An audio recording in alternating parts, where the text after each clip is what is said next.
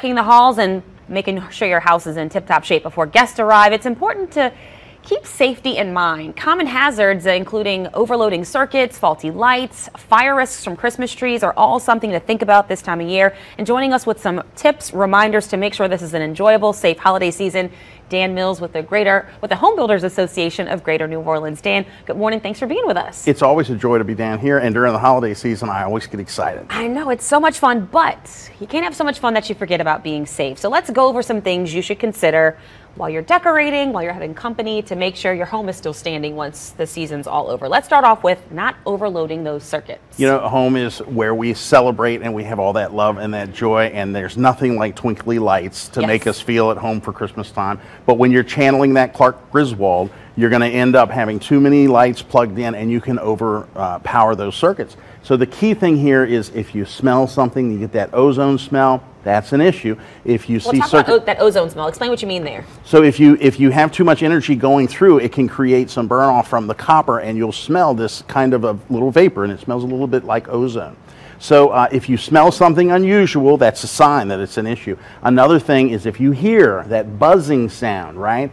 That is an issue also. So these are trip marks that you want to check on. The last thing is check the temperature of the extension cord going to your lights. If that is noticeably warm to the touch, you're probably overcharging that wire, and that can be a fire hazard. And speaking of extension cords, make sure you have the proper one. Of course, there are outdoor versus indoor extension cords, and you got to make sure you're using the right one, because that could also cause some issues, right? That's right, and you want to make sure that you're using UL extension cords, and use UL certified Christmas lights, because those are tested to be safe for your home indoors and out. And let's talk about those lights. I know we all love to keep lights. It's like, oh, this strip works, this string works, let's keep it. But you got to pay attention to those wires. You know, when we're putting them up, we want to make sure we're checking for frayed wires or cracked sockets, because that's an area where we can see some corrosion and create fires from those as well. We all love our Christmas trees, but they can also be dangerous if not properly cared for, specifically real trees. So those, we love how they smell, but again, they could cause problems if you don't take care of them the right way. Artificial trees are nice, but when you get that fresh tree and you have the aroma in the house, you can smell the fresh spruce. It's so nice. But there are some things we've got to be careful with. They can dry up really quickly, so you've got to keep water on them. Keep heat sources away from those, because they can really ignite and go up very quickly.